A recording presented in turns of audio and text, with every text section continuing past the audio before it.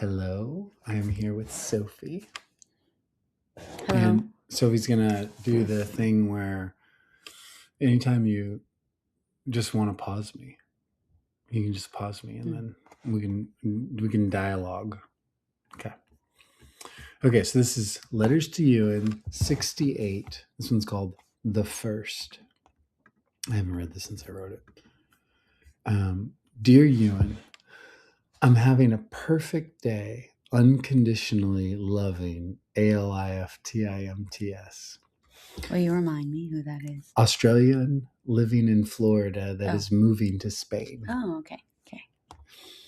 I got up a little earlier than him and went and wrote my last letter to you at the Gran Via metro shop here in Madrid.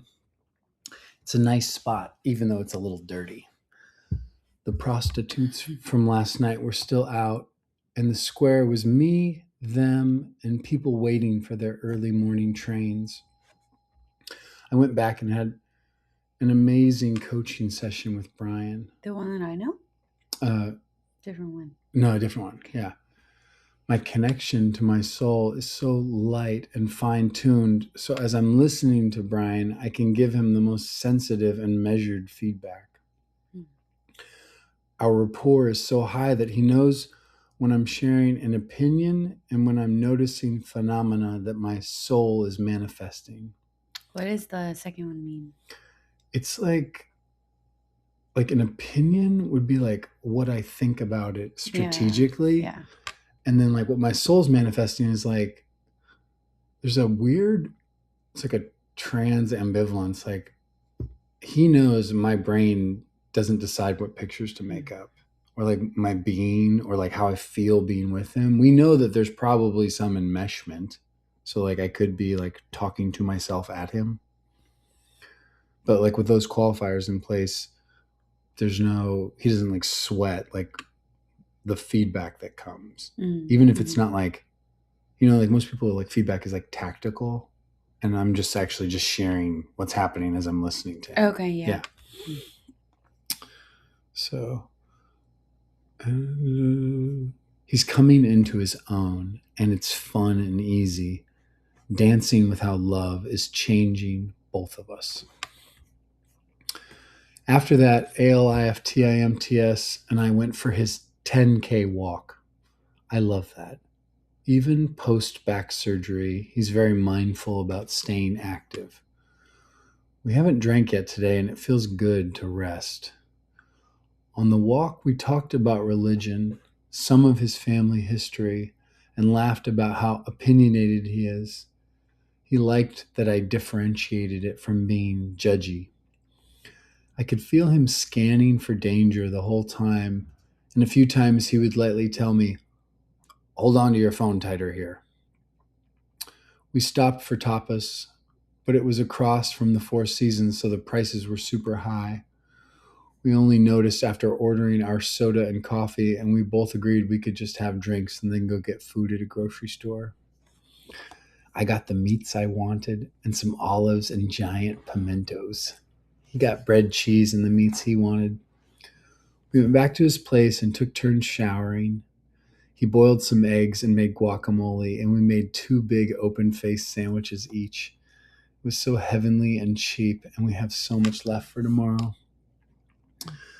He talked to a family member for a while I watched a show, and when he was done, we made love. Our chemistry is amazing. It's so light, attuned, deep, and passionate. It's pretty functional, too. After he came, he looked at me and said, "Do you want to come?" I replied, "Yeah, if you kiss me. I don't want to rush it, though." He smiled and said that was fine. Wrapped in his arms, I noticed how much it felt like my fantasy of the cellmate. I talked about that in the last letter. Afterwards, he wanted to watch a show, and I wanted to big spoon him from behind. I was sitting there in a light bliss that's more trustable to me than a euphoria or an intense bliss. It's just nice without a bunch of meaning about perfection swirling when my soul sent me a memory in the form of an intrusive cognition, a memory of my first love.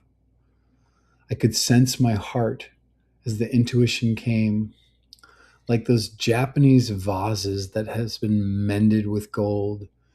Each crack had an ache that wasn't painful, but was more like when a body part that has fallen asleep is waking up. I was 14 or 15. I had been having more and more gay fantasies. She had been in school with me since early in elementary school, and she had spent the summer in Alaska losing her baby fat. We started talking on the phone a lot and for hours at a time. I was so satisfied with the talking, and a hope had formed that maybe I could be in love with a girl. I did the thing where I asked this other friend that was a girl to ask her if she liked me. I waited by the phone for the friend to call me back. I was so excited. The friend called and said, "She doesn't like you that way." I said, "Thanks for checking for me," and hung up. And then I experienced the most intense pain I had experienced before or have experienced since. Oh. That was the first time I fell in love and the first time my heart broke. And I'm sitting on a ledge across from the Real Madrid store, and the ache is still here. You were in love with her, but Yeah. also you were in love with the idea that you could be in love Yeah. with a girl. Yeah. Okay. And it was like a shock to just be like, oh, I could just talk to her the rest of my life. Yeah. Like, just that like blew my mind. Yeah. Yeah. And the hope. Yeah. Do you know her still? Uh-huh. Oh, cool. Yeah, we spent our 40th birthdays together. Whoa. It was wonderful. Yeah. Oh. We met for our 40th. Yeah. She's doing great. I like continuity. Me too. Yeah. Let's see where was it? Okay. Okay. It's like the cracks of gold are looking out from my eyes. There is no chatter in my mind. I don't know what it means to be here now feeling this. The cracks seem to be alive and breathing. I can feel the wind, and my vision is taking the world in without focusing on anything. It has a void-like / causal quality, but something in me feels rest. Void-like, so it's like almost like a sense of meaninglessness. It's like I've been treading water for 32 years since that day. My soul is quiet too, but I can feel it mirroring my experience. It's like a light touch, shadowing everything with connection. I think of ALIFTIMTS and smile. We're going to go get Tinto Veranos before we start carousing. It somehow feels like the first day of a new life, the era of unconditional love.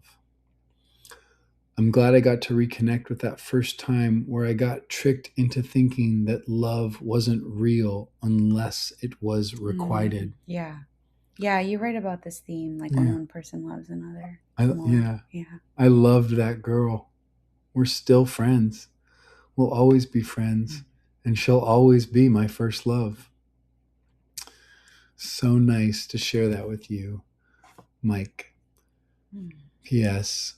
After I finished, a wave of deep, pure love came through me. It didn't feel like a release. It felt like a new starting point.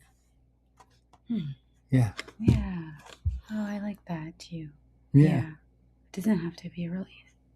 Yeah. You right. just go forward. You just keep going forward. Yeah, with what you have. Right. Yeah.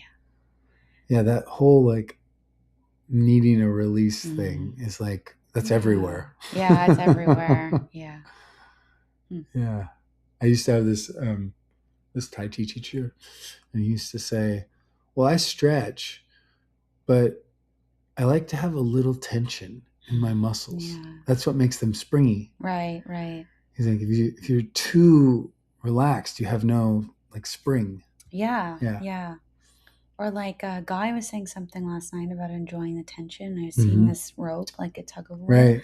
But it's like the tension that keeps the rope up. Yeah. Like makes something totally. happen. If there's no traction, you just fall on the ground. Yeah. And the have you heard the middle path story? No, I don't think so. So it's like the Buddha's like about to die, and he's tried to starve himself into enlightenment. And then this woman comes to him, and she was just on her way to make an offering to some deity, and she sees him, and she just gives him the food. And And she's like, sits down and listens to him tell his story. And then she just goes, "Oh, you're like a guitar. You don't want the strings to be too floppy and you don't want them to be too tight." Yeah, yeah. And like, that's basically like she gave him the middle path. He got up, walked to the Bodhi tree, sat down, and was enlightened. I think he sat there for like 7 days and then got up and like walked 12 steps and then looked at where he sat for 7 days. Oh, wow. That's the story Yeah. I heard. Yeah. I just like that. It's like tension. And like when we talk about tension, is the tension bad because it's bad, or is it bad because we think it's bad? Yeah, I see. Yeah. Totally. Cool.